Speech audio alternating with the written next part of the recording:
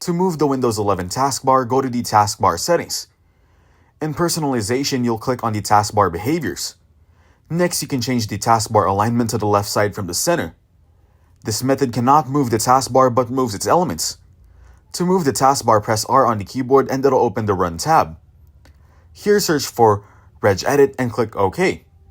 Then click on Software and select Microsoft under the Software.